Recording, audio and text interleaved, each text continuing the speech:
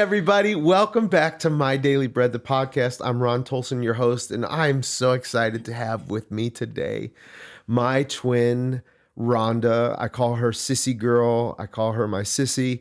For those of you who have been on My Daily Bread, the morning phone call, you have heard her referred to many times in such ways. She's with me today. I'm excited that we're going to sit down and have a conversation about our experience growing up in church and also how My Daily Bread has impacted both of our lives. But before I do, I just want to say, if you are watching us on YouTube, would love for you to share the love, maybe comment on today's podcast, subscribe to our channel, follow us, and share all of this content with your friends. We have been voted in the top 5 podcasts in the country of Bahrain, which is pretty awesome considering all the stuff happening in the world. Excited to be with you today and ready to get into a topic. We may laugh. We will probably laugh. There's no may about that. We will probably laugh. I'm going to tell you a story that I shouldn't tell, but I'm going to tell it anyway. And we might cry, but more than anything, we're just going to document this conversation and these moments. We had some pretty wild experiences growing up, don't you think, Sissy Girl? Yeah, I mean, that I think comes along with a big family and being the babies in the family. Yeah. We watched everyone grow up and get in trouble and kind of learn from their experiences. Maybe, yeah. Yeah. I kind of think that there were many things that we got to skip because we kind of learned the lessons by proxy, watching how they did things. And I certainly don't want, I don't want to intentionally incriminate any of them, but we certainly got to do life a little bit different. In fact, I would even say that growing up, because we were the babies of the family, that our parents weren't near as strict on us as they were with them, especially, and the church wasn't near as strict on us as it was with them because, you know, by time 1984 came along, God changed his mind on some rules in the church. Thank goodness. If you haven't caught the sarcasm, that was intentionally sarcastic. God changed his mind on the rules in the church. And so we didn't have to endure as many years of it, even though there was still some underlying suggestion on the rules. We did experience some of them. Some of them were just downright stupid crazy. Some of them, I think, were the interpretation of our mom, who wanted to do everything within her heart to do the right thing. Yeah, by she the didn't Lord. know any better. She had no, for sure. She didn't know any better, and she did what the preacher told her. Yeah, that's kind of freaky all by itself. A little bit, yeah. A little bit, yeah. I love... I don't even know why we're going to go here, but here we go. Yeah, here we go. Okay. Chutes and ladders right here. I'm really glad Pastor Lee at the River of Life, when he was raising me up, he and Pastor Brian both, they would say to me, God gave you a brain, use it. Like, we're not here to control your life. Right. God made you to think. Why don't you think for yourself instead of letting some man or some woman or some apostle or something think for you? Think for yourself. Absolutely. And if God's fine with it, okay, go for it. Yeah, I love that idea. It was very freeing growing up here in Arizona. Yeah, definitely. To even now, how freeing that is. But we had a funny story. So we get into the studio. I don't know if I'm sure Taylor recorded the clip of us laughing at the beginning, and he's going to throw it in here. You can kind of, I don't know if he'll do a throwback or what, but somehow you'll see the clip. But we had a funny story. So our mom was dying, and she was in the nursing home. This was back in 2006, like somewhere end of 2005, December 2005, and January 2006. She was quickly failing because of cancer, and the family one morning we decided to go to breakfast together just to get away from the nursing home. We were in a care facility. I mean, we were packed in there like sardines, and the fact that they let us stay there, like sleeping in the lobby on the floors. We were like literally living the Beverly Hillbillies. Yes.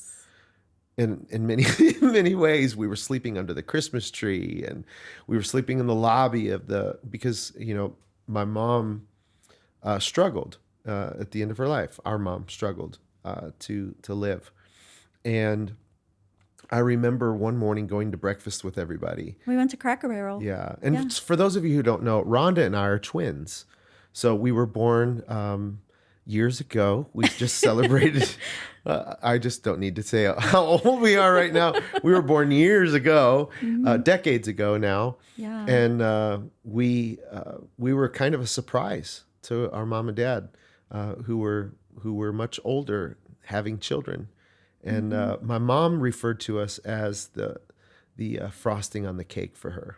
We were like the crown, her pride and joy, and the other siblings they're still a little bit jealous about it, but that's just the way the cookie Sometimes. crumbles, right? Yeah. So that morning we had gone to breakfast as twins. Actually, the whole family, the whole sibling group, we'd gone to breakfast, and I think we were at Bob Evans. Oh, I thought it was Cracker Barrel. I don't know. It was one of the two. They're the same in my book. Yeah, Bob Evans, kind of. Cracker Barrel. I don't know. One, Bob Evans. I think it was Bob Evans because Bob Evans is where I first cussed in front of Mom, and she about wept and I'm went into sure. lament I'm because I called sure. my girlfriend a nasty name. What was Yeah. it? Yeah. Taylor's gonna call me out. It was a nasty name. I shouldn't have remember called her that Yeah. actually. Yeah. Yeah, it was my girlfriend from Nashville. Yeah, that was and a trip. that was a trip. Yeah, and Peggy about punched me into another lifetime from that. I bet. Yeah, and why am I sharing this? I don't know. Maybe you can see how far I've come, right? Maybe. Yeah, that's true. I certainly wouldn't cuss someone out like that ever again. So we're at Bob Evans. I'm pretty sure it was Bob Evans because it was right there in Cuyahoga Falls or wherever the Maybe nursing it home was. was. Yeah. I don't know. And we're sitting at the table. We're grieving already. Our mom had not passed away yet, but we knew it was inevitable. We knew that she was just in her last days of life, and we're grieving. And when you're grieving, emotions just come and go, and you deal with what shows up. So we have this really nice waitress that comes along, and in fact, our entire life, everywhere we've gone, hey, these are the twins. This is the twins. Everywhere you go, we were always together until you got married. We did life basically together. Well, maybe until we graduated high school.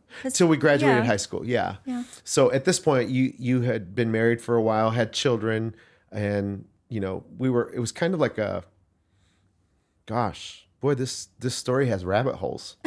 I just realized it because there's a whole backstory. Like there were like 5 years of life, 6 years, 5 to 7 years of life where I kind of was missing from life, Yeah. from the family, because of my addiction. Yeah. And because of the choices that I was making in life. In fact, there's a whole window that we could talk about. Like I missed out on our family stuff Absolutely. because I have no idea what was going on. But at the funny story, gosh, that took a long time to get to this, Yeah. didn't it? We went all the way around Aunt Jenny's. Welcome to me preaching.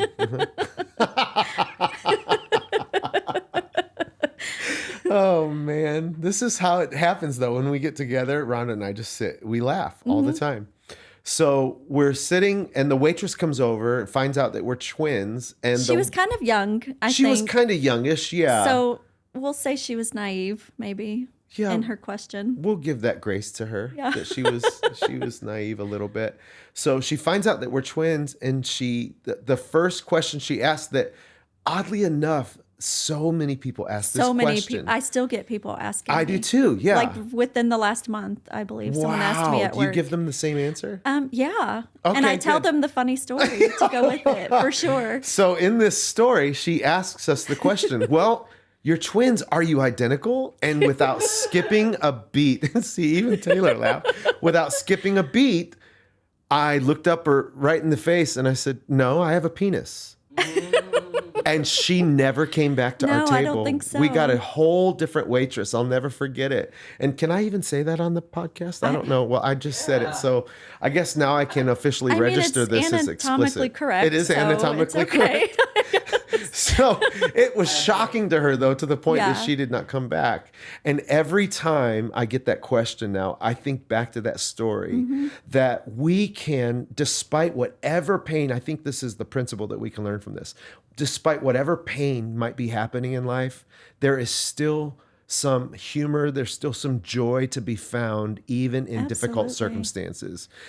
And when we get our eyes off of the joy, we can be consumed by the grief and the sadness and the depression and all the negative side of it. Absolutely. I mean, there were other funny stories during that time, with our grandmother even, and just so Our Pentecostal grandma at that. So we have to throw that little Pentecostal side in there because it was a little bit shocking when. Yes, for sure. Wait, You is know that- exactly which story. Is Pentecostal where like the snake stuff? We did not do No. snake handling. Thank Yeah. goodness, no. Yeah, that was like a deeper level of Pentecostalism at the time, but from that same area of the country, right? Mm-hmm. Yeah. So our grandma was like, we would call her holiness, right? So she had the beehive hairdos or the teased out hair. She never wore pants. She only wore dresses. You had to cover your elbows, had to have sleeves down to your wrists, couldn't show your ankles or your knees because, those are sexy. And so we lived that way. Mm-hmm. And oh gosh, do we tell that story too? I mean, that's your call. This is your Oh, podcast, man. so maybe not. It's such a great story. Now you is guys a are great dying to know, story. aren't you? I'm going to have an editor. I have to tell the story now. It's too funny. So we're sitting by my mom's bed. Again, she's pretty incoherent. This was towards the end. Yeah, this was like maybe within the last few days of her life. few weeks maybe Yeah. at the most. It was in January of 2006.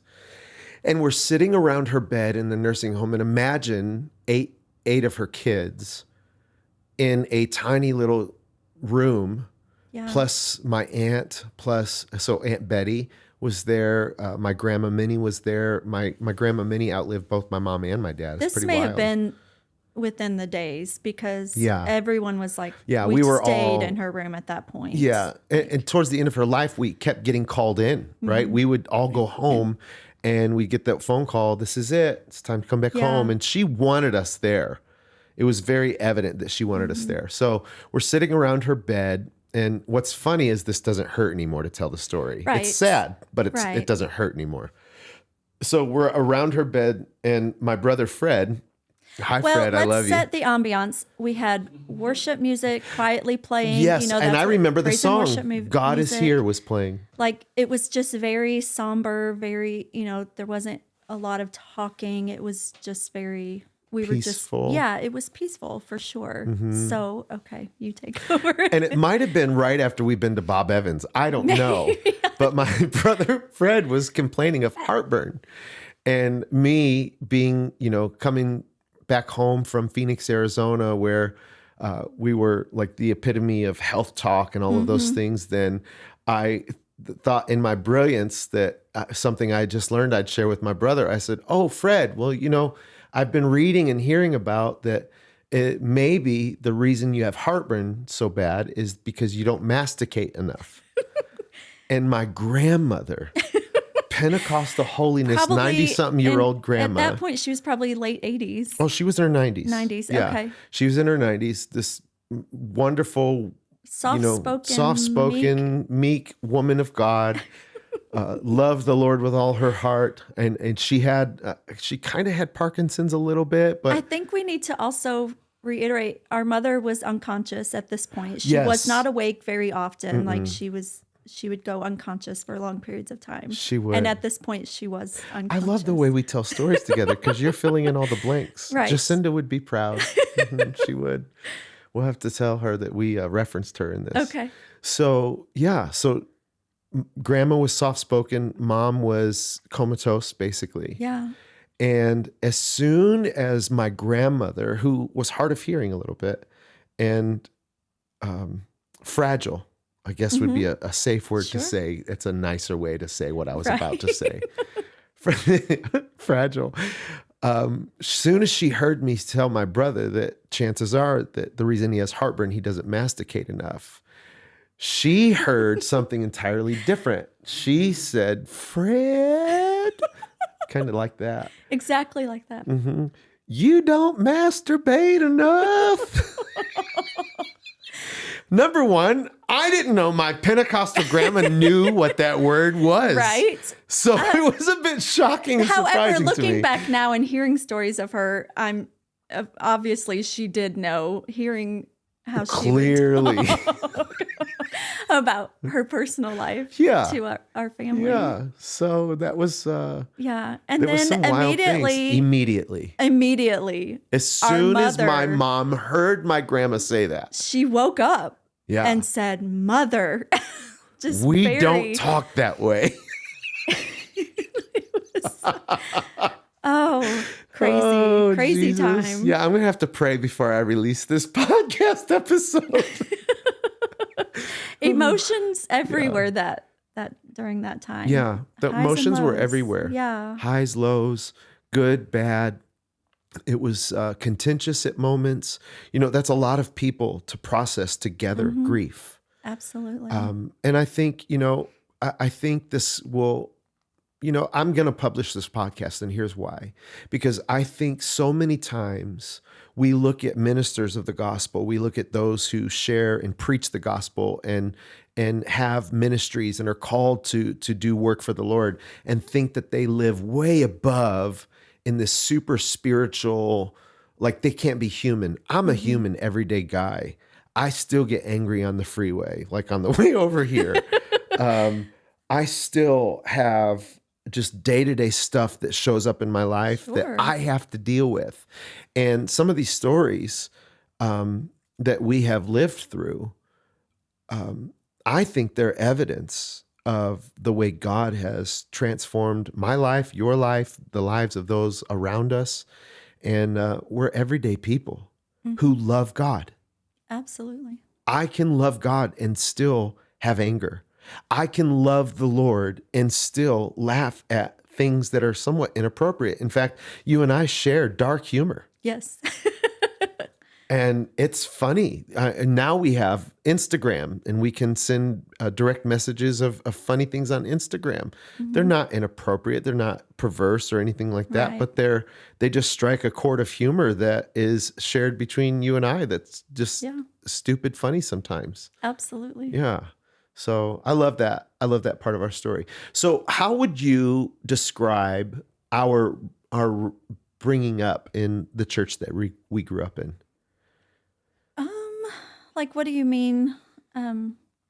What was your experience? So it's become clear to me that over the years of being so separated from the way that we grew up, in the methods that we grew up in, how you and I experienced them so differently. Because there are things I remember that you're like, I don't remember that, but I remember it clearly. And then there are things that you've talked about, and I'm like, I just don't remember how that worked. So how was your experience growing up in the Pentecostal church?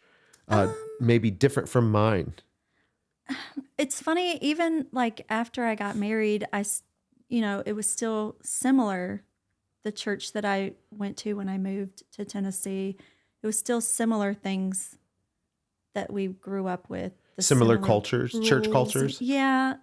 So I don't think I got the freedom that you did right away, I guess. And I feel like it sounds weird to say freedom. It wasn't like... No, it was freedom, for sure. No, yes, but it wasn't like some of these cults that there are. I mean, we weren't... I don't feel like I was super oppressed. Maybe when we were younger, it probably would have felt that. But as I got older, I didn't feel oppressed per se. I didn't feel like I had to live an absolute certain way, or I was just hellbound for sure. It's hard to explain, I think. I don't look back and think, oh, I had a horrible childhood being raised Church of God. I don't feel that way at all. I feel if anything, it's helped bring me to where I'm at now. Like, I'm thankful for those experiences because I can look back and say, thank God we don't have to live like that anymore. Thank God, we don't have those types of crazy rules and ways that we have to live. So I'm thankful for that freedom. Absolutely. I know there is freedom in that. But on the other side of it, I don't feel like our childhood was horrid because of the way we were raised in church. I don't feel that way at all. In some ways, it was almost protective. Yeah, absolutely. Because we know people absolutely who were not raised close to us, who were not raised that way, and their lives did not go in a positive direction whatsoever. Absolutely. Yeah, I do. And I'm thankful that our mother was overly protective. Yes, when we were young, it was aggravating and frustrating. And why didn't we get to go do these things that all the other kids got to do? But then now that I, raised my own kids, I see that, and I was thankful So grateful. because I was kind of like that with my kids. I tried to protect them as well, and of course I'm like that with Ava now as well, my granddaughter. I want nothing but protection over her as well, and I can apply those things that, Mom taught us to plead the blood of Jesus, and I do it. And I don't want to cry. You can cry. It's okay. But I do it every night. I pray over her. Yeah. That little baby. Do you feel like because her life is so precious to you that you're a lot more intentional now at making sure she's attached and connected to church? Absolutely. And to a spiritual body? Yeah. I make a point to take her to church with me. And I want Lucas and his family to go as well, but I try to make sure I take her every Sunday. Yeah. And I keep her in the service with me. I don't like to take her to the nursery because I want her to hear the music. I want her to hear the word. Yeah, because we didn't have that stuff growing up. No, we didn't. We sat on the church pew or under the pew. Yeah. So I want that for her. I want that. And I know she's still so little and can't process all of it, but I feel like it will be in her, even with her being at such a young age. Mm-hmm. I agree with you. So, yeah. How would you describe some of the rules? Were there, how about, this is a better question. Were there any of the rules that you were just like, I'm not on board with that? Like, this is not, for me, this is not Jesus. Were there anything like that? I mean, when I was young, I don't know that I really knew any better, so I didn't question it, when we were little, when we were younger. Even teenagers, I don't remember questioning things. It's just... When did you begin to question then? Maybe when my kids were little. And really? Maybe, and I can't think of one specific instance or rule that I can think of, but I think once I had kids, I didn't want them to grow up in that much of a strict... I don't know how to say what I'm trying to say, but just we weren't allowed to really hang out with kids unless they were church friends or things like that. And I understand why, and I know she was just protecting us, but I didn't want that for my boys either. I wanted them to be able to form relationships. Yeah. And then at some point, maybe be a light to those friends. I feel like we didn't have that opportunity because we weren't allowed to hang out with anyone outside of church. So how would we ever have the opportunity to be a witness to other kids or let them see our life? I don't know if I'm trying to explain it right or not, but I don't know. I think when I had kids, it kind of started dawning on me. And then, at that point, you were out here once my kids were, born and little. And so once I got to spend more time with you as you grew, I could see, where you were at and thought, oh, well, there is more to life than these strict rules that they try to oppress us with. Yeah. So yeah, there was quite an ebb and flow even of our twinness, if I'd say. Like when we were babies and toddlers and little kids, Mom dressed us alike. Everything was done together. As we kind of went into our preteen and teenage years, there was that we weren't as close. No, I think people have this idea that we have been like bosom buddies from the get-go, but we weren't close during those years. We were actually, you were trying to be your own person and have your own individual identity. I was a little bit stuck on your identity with being associated with you. So there was a bit of codependency on my side with that. And I don't think we really formed the closeness that we have now until I came to Arizona. Right. I agree. And 100%. suffered, my addiction and all of those things. And that time away, I think that was the difference in our story. We weren't the twins that were always doing the same things. And it almost, if we're being honest, there were a different set of rules for you than there were for me, even growing up. Oh, probably. Yeah. Yeah. I feel like the boys in the family did have a little bit more freedom than us girls, even. Yeah. Not necessarily a bad thing, just it was evident that you all had maybe a little more freedom than we did. Yeah. And I don't know how much of that was church culture, how much of that was just generational culture. Right. Because our parents were, blue collar, generational, traditional gender roles and all of those things growing up. So Yeah. we grew up that way. Interesting. I'm just, remembering some of those moments. In fact, your youngest wasn't born until I moved to Arizona, Yeah. right? I think maybe right before he was born in November. I think you moved shortly after that. No, before that. I was living here. I remember I was living in Oh, Arizona okay. when Lucas was born. Oh, okay. Yeah, it was So- over Thanksgiving that week. And I did Thanksgiving here that year. I remember Oh, that. okay. Pretty wild. My Yeah. goodness. So that's 23 years. Uh-huh. He'll be 23. That's wild. Yeah. My goodness. It's a long time Sissy. ago. Yeah, it is. What let's fast forward a little bit. So I came to Arizona. I've done life here. We'll fast forward to just the last few years of life. You are part of the My Daily Bread family. Yes. You are on the call, either the East Coast or the West Coast, in the mornings with us. How has My Daily Bread affected your life and your walk with the Lord? I love it. First of all, I was never a big Bible reader. I mean, growing up, I knew scriptures and things, but I never have read on the level that we do now. Isn't that wild to think that we grew up in church? We grew up serving the Lord, but it was never we were never encouraged to develop a study of the Word of God on our own. That's weird to me. It is now. weird. Now it's weird. I do remember, though, I don't remember the age range that we were, maybe like preteen. Or maybe even a little earlier than that. But I remember one time when we would get in trouble, Mom would make us read out of Proverbs. I remember that so now. vividly. Yeah. And I would get so mad. But now when we read through Proverbs, it's one of my favorite memories. I just remember, and I actually am absorbing it now. And I'm like, wow, that was so applicable. And we just didn't appreciate it back then. We were little and we were mad that we had to do it. But anytime we're in Proverbs, that's what I always remember is having to read that when we were young, when we would get in trouble. That was part of our punishment.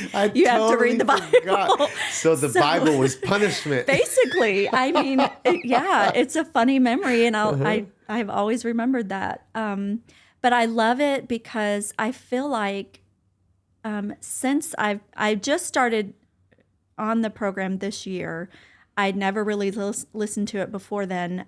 So I think it was like the end of January when we went to Ohio to visit Aunt Betty, is when I started listening to it every day. And at that point, the time change hadn't occurred yet. So I was able to listen on the way to work to the West Coast. I don't think there was an East Coast call at that point. So I enjoyed listening to it, and I had Ava in the car. So I know she was listening to it, not realizing what she was listening to, obviously. But I loved that she would be able to hear the word every morning as well on the way to the babysitter. And I feel like it just makes my day go smoother. I don't know how to explain it, but before that, I would so easily get frustrated. I work in HR, and it is frustrating most days. All you get is complaints, people constantly complaining about things. And so it's just really brings you down. It really just affects you mentally. Of those things. So this just kind of helps me get in a different mindset before work. Now that the East Coast call, it's from 6 to 7. East Coast time. Yeah. So I'm listening to it while I'm getting ready. I don't get to listen as intently because I have Ava in the mornings, and now she's mobile and all over the house, and I'm constantly having to get her. But it's still in the atmosphere of my house. We still have the Bible reading. We still get to listen to it together. So I feel like it just really helps my day go smoother. I love that. Oddly enough, yeah. I've had a lot of even people if say it's that. not scripture that's any applicability to the day, it's still, I guess, just being in that presence and having that in my mind before I go to work. So. I love that. That's awesome. Yeah, I've enjoyed it a lot. If you have not joined us for our morning calls, you can join us every morning, Monday through Friday. There's an East Coast call and there's a West Coast call. The East Coast call happens East Coast time, 6 a.m. to 7 a.m., right? Mm-hmm. And our sister Mary Beth, actually leads that call. Mm-hmm. And then there's also a West Coast time, which happens from 5 a.m. Arizona time to 6 a.m. Arizona time every morning, Monday through Friday. All you have to do is go to your application store, whether it's Google, Apple Play, or Google Play, Apple, or Amazon. And you can download the My Daily Bread Global app and join us every morning live in reading the scripture. We do this Monday through Friday. We read through the entire Bible in a year, 4 chapters a day. We don't just read, we discuss, we share what we are hearing the Lord say to us as individuals. And I will say that it's been incredible spiritual growth in my life personally and in the lives of so many people around the world. We're live in 9 countries every morning. And it's just amazing what has happened through this platform. And guess what? It's free. Yeah. It doesn't cost anybody anything. We I totally enjoy, fundraise. and it's not just reading the Bible and then you move from chapter to chapter. You just, there's discussion. And so it really helps you to see things. You can read something and you not really see something from it, but you hear someone else say, well, this is what I got from it. And you're like, oh, yeah. I Like get the light that. bulb turns on. Yeah. Huh? So that's really helpful too. It gives you more understanding because some of the Bible is hard to read. It's hard to comprehend sometimes. So just hearing that extra commentary it does help you to kind of absorb more of it. How has My Daily Bread helped you as a community? As a As a community. community, like it's not just random people getting together now. If it's like, even though we live all over the world, there's this new community aspect to it of togetherness. And for me, it kind of shows how closely connected we really are as human beings. I liken it into, all the craziness that's happening in Israel right now and the chaos of war. I don't know if I would be as heartbroken over Israel had I not been there recently Right. and walked those same roads that are being bombed today and experienced the heart of the people there. It was a lot more earth shattering to me when Hamas attacked last week than had I not been there and seen with my eyes the people and the humanity of all the cultures there, not just the Hebrew Israelites, but also the Christians over there, the Muslims over there. I don't know, it gave me like a bigger worldview. I feel like My Daily Bread helps us to see our Christian walk from a more global view than a very narrow, my church only, Right. my tribe only kind of mentality. It's like it's broadened our horizon to see humanity as humanity and have more compassion for people, whether they believe like I believe or not. Right. Because there are people on the call who have doctrinal values and doctrinal beliefs that are different from mine. Sure. But I have learned to embrace them as humanity because Jesus loves them as much as he loves me. Right. So it's really opened up my worldview and my view of the gospel being to every creature, every man, every woman, every child, every faith. Jesus is reaching out to everyone, not just the few that I know, us Right. 4 and no more, Right. So that's what I mean by the community. Has it affected you in a communal way like that? I don't know. I don't know how to answer that. Do you find yourself discussing it more outside of the call with others? I mean, sometimes I do. I try to, like if something comes up at work, a question about something religious or biblical, I feel more comfortable Yeah. commenting on it than I maybe used to. Not that I would know everything and am smarter than that person. That's not true at all. But it does make me feel a little bit more comfortable being able to discuss it, I Sure. guess. So, Do you feel like as an individual, as a believer, that now that you are part of this global ministry, that you're learning to hear the voice of the Lord for yourself more than just going to a church and listening to a preacher? Sure, absolutely. How is that working for you? You ask hard questions. I'm not good at like that type of discussion. I mean, I try to be a little bit more conscious of things, a little more compassionate. It's hard some days, even still, when you hear the same complaints over and over, at work or something. I really try to pause and not react as quickly as maybe I used to. And I feel like maybe that's the Lord that works in me doing that. I used to be a reactor and now I'm not. Yeah, you're pretty chill. I But really you have am. been our whole Yeah, life. I mean, I have been chill. Yeah, that's true. Yeah, you've been chill our whole life. Yeah. I'm the go, go, go, and you're like, we Yeah. just take this as it goes. And I love it. Yeah, I joke all the time. I love my comfort zone.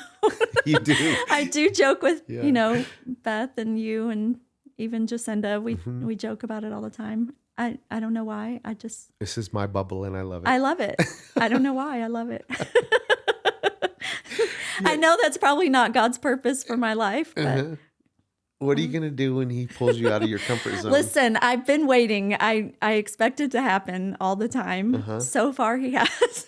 Oh, So boy. maybe we have an agreement. I don't know. I don't know. We'll see. That's hilarious. I know. Well, I'm here for you. I mean, I'm sure When it's that going to comfort zone happen. gets It's going destroyed. to happen. Yeah. It will happen eventually. Yeah. Usually does. I'm just waiting. I mean, I feel like it has some, with Ava coming along, that's probably out for of my comfort sure. zone, things like that. And I learned, it was a lot of lessons learned in that situation. Sure. But I wouldn't trade her for anything, and I'm thankful. But yeah, She's that a was little- a hard yeah. that was a hard time in Yeah? my life. Yeah, Wow. You smile so much, it's hard to imagine that was hard. it was hard. Okay. I did have a lot of struggles with that. Okay. Wow. Yeah, But she's the joy now she of is it, of the joy difficult of my season, life. huh? Yeah. That's amazing. Hmm. She I think, and I say this a lot, God knew I needed her. Yeah, I think you're right. I don't know what for, but Yeah. He's like, here, let me throw this into your comfort zone with you. yeah, I know. That's but awesome. I try to spend every minute I can with her. I Mm-hmm. want to be a positive influence in her life for sure. What advice could you give to somebody who grew up in church and found themselves, I don't know, we could call it church hurt. We could call it just tired of the same old with religion. I don't know how to frame that question exactly, but what advice would you give to somebody who is just kind of like done with the way that things have always been done, but still want to remain connected to the Lord? What would you say to them? I probably was that way at Okay. one point. I got away from going to church because I wasn't hurt by the church per se. I obviously made some terrible choices in my life and, had to deal with the consequences of them. So I let myself drift away from church and I didn't go for a long time. And I could tell a huge difference in my life not being in church. Now that I am back in church, I can look back and think, wow, I missed out on so much. I don't get super involved with the church I'm at right now. It's not to say that I won't ever. I just want to go and absorb and just be in the presence of the Lord and not have to deal with the politics of churches that, the behind the scenes things. I enjoy just going and being in his presence. And I know it's not going to be like that forever. I know that I need to get involved and do things and participate more. I'm just trying to get to that point, and maybe that's when God's going to rip me right out of my comfort zone. I don't know. I mean, it's going to happen. I know it is, but I would just say, just start going somewhere. It took me a while to find a new church that I enjoyed. And it's funny, I told our pastor's wife this. I've known them for a long time. I went to bed one night and I'm like, had tried several different churches and I just wasn't clicking with it. Music's very important to me. I want good music, good speaking, good preaching, and I wasn't getting that. And so I remember on a Saturday night, I'm like, Lord, you're going to have to show me where to go. I don't know. And where I live, it's a church on every corner. Like, it's wide open choices. And I remember dreaming about this church that I'm going to now. And so I got up and went that next day, and I don't know. It's just Was Ava with you yet? I don't think I took her that first week. No, I didn't. I didn't take her that first week. I was still just trying out places. And I remember telling the pastor's wife, I'm like, I prayed and asked God to tell me where to go, and I dreamt of your church. And it was so crazy, and I love it. It's grown so much. The pastor is, you can just tell he's anointed. The music's anointed. So I've really enjoyed it. And so I immediately started taking Ava with me at that point. That's awesome. So I would just tell someone, just find somewhere that you're comfortable going to. You don't have to get super involved right away. I mean, just go and absorb, everything you can. Because ultimately, don't you think it's the connection that we're wanting? Yeah, I think so. We want that human connection. Mm-hmm. We want the God connection. We want to know that we're loved, that we're safe. Absolutely. And that we're in a place where we're going to glean from the experience and not just be there to check off a list. Right. I think that's true. And I hear that in what you're saying. Yeah. Wow, Sissy.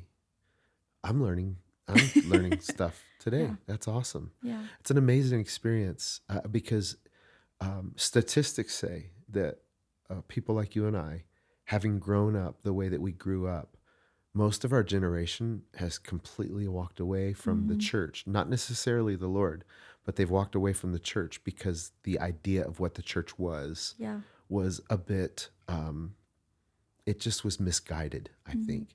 I believe, and it took me a long time to get to this place, a lot of those people had really good intentions. And now, as we get older, I understand that they were doing the very best with what they had. And a lot of interpretation of scripture, a lot of interpretation of doctrine and even methodology was based upon the culture of their upbringing and where we were. Because now that I've been to churches around the world, I'm like, oh, okay, this was cultural, this was biblical. And to see the comparison now is eye-opening. And the eye-opening can lead you into having grace for the experience. Because I, too, went for a while where I was like, I don't want anything to do with it. Yeah. And the Lord healed my heart in those areas. And now I'm like, wow, thank God for that experience. Did I like every experience? No. Right. But I'm so thankful that our parents were intentional. Even when our dad didn't go to church, he made sure we went to church. Yeah. So I'm thankful that we had that upbringing. And, if you're a parent out there, you're watching this podcast and you're believing for your children to go home, I always come back to that one message that Harold Andrews preached at Sheffield Church when we were growing up. We were maybe 11, 12, 13 years old. And he preached the sermon, don't pull the weed, water the seed. Stop pulling the weeds. Stop telling your kids everything that's wrong. Stop telling them all of the reasons why they're going to hell. No one wants to hear it anyway. You don't even want to hear it. Right. So stop giving those sermonettes to your family and start watering all of the good things that's there. If you believe that putting your kids in church and taking them to church with you has planted good seed in their life, then just water the seed that's there and let the Holy Spirit come in and pull the things that he doesn't want in their lives anymore. We're not weed pullers. I really believe that with all my heart. We are called to love people where they are and allow the Holy Spirit to draw their hearts into his heart. That's not our role. So, if you have a kid that's away from the church right now, just begin to love them. Love on them. Well, even not just your kids, a spouse. I mean, I feel like I can be a witness to that too. Yeah. And I don't know if Jason will ever watch this or not. He may get mad if I talk about it, but he'll forgive you. He wasn't raised in church. He doesn't have that upbringing that we had. So he doesn't know what he's missed. So I always invite him. I always tell him, I will always want you to go with me, but it's your choice. I want it to be your choice. I don't want you to feel like I'm making you go to church, because that's not going to reach him. That's right. That's not going to, forcing him to go with me is not the answer. Anyone. Yeah. So I pray for him every night, and he knows that. I do tell him that I pray for him. I want him to be happy. I want him to find happiness, to find peace, whatever that means to him. And he'll go with me occasionally. And he enjoys it when he does go. And so all I can do is plant that seed, and water it. And I've watched things in his life. I've seen things in his life, him overcome things and that sort of thing. So I know it's working, but I never force it. I never force it on him, because it has to be his choice. It has to be. So otherwise, he's never gonna want to go. You know, if I say you have to go with me, that's not. I just don't feel that's the way to reach him. I agree with you. I agree with you. I love that. So yeah, it doesn't just apply to kids. If your spouse is not, serving the Lord, don't give up. Just water the seed. Be the reason they want to go with you. Yeah. And not the reason they want to stay home. Right. That's good. All right. Before we close, any crazy stories you can remember about us growing up that you want to share that I don't need to censor? Well, I mean, I just remember, like you were talking about how we went through a season where we weren't close. And I remember, like in high school even, we didn't have anything to do with each other other than just, we would ride to school together, but we were not close. And I tell people that we were not always close growing up. One of my favorite stories, though, is driving to high school one morning. You were asleep and I was driving because you always wanted to sleep.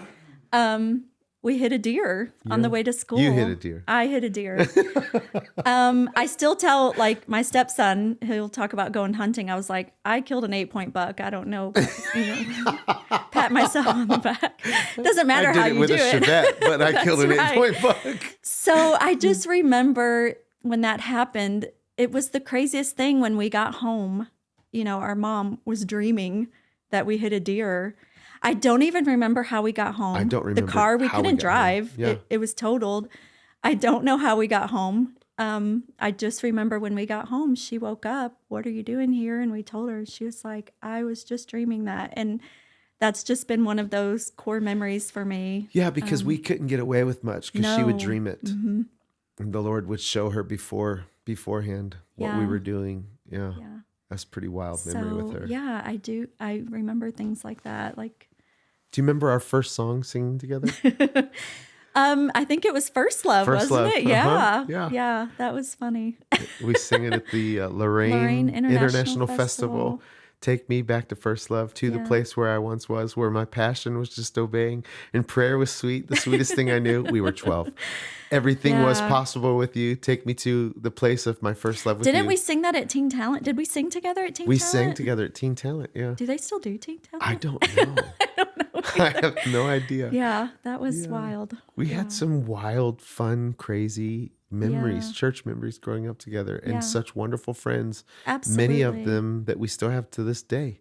Absolutely. Because of the community of growing up in church. So I'm thankful for that. Yeah. Thankful that you did this podcast with me. Thanks for having me. I've enjoyed it. I can't believe we finally got to do one. Yeah. This is amazing.